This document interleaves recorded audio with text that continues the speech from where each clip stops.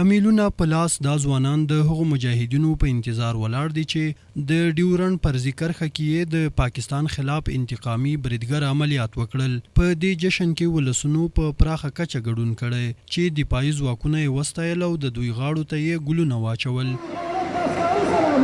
دا چې 13 ورځ افغان امنیتي ځواکونو د پاکستان پوځ په خلاف تعرضي عملیات پیل کړ چې لله الحمد یو ښه نتیجه او یو ښه ګزار پاکستان پوځ ته ورکړلو.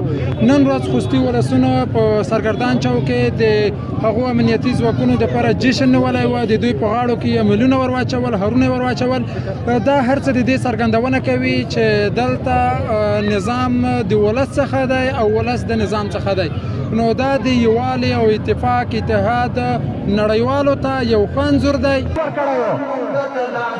خوست میشتو د افغان ځواکونو غچ اخیستونکي عملیات ستره لاسته راوړنه وبلله او په هر ډول حالاتو کې یې د هغوی ترڅنګ د دریدو ډاډ څرګند کړ. دغه بریا افغان ولسونو ته، افغان ځوانانو ته، په عموم کې ټولو افغانانو ته ډېره ستره قهرماني بللی کېده، ډېر ستر جشن و. بزرګونو خوستوال تاسې وینئ چې چوکونو ته وتلي دي، دغه د خوښۍ شیبې لمانځي او خپل په مقابل کې خپل افغان ځواکونو ته ډاډ ورکوي چې د افغانستان د هر متر په مقابل کې، د هر انچ په مقابل کې، د تعرض په مقابل کې افغان ولسونه یې توسره په څنګ کې سره دي.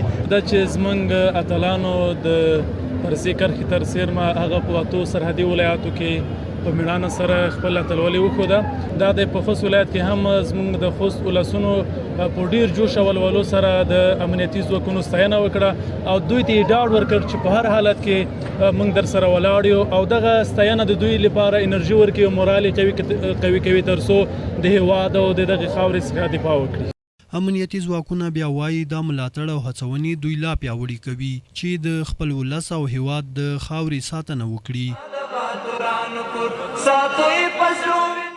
موږ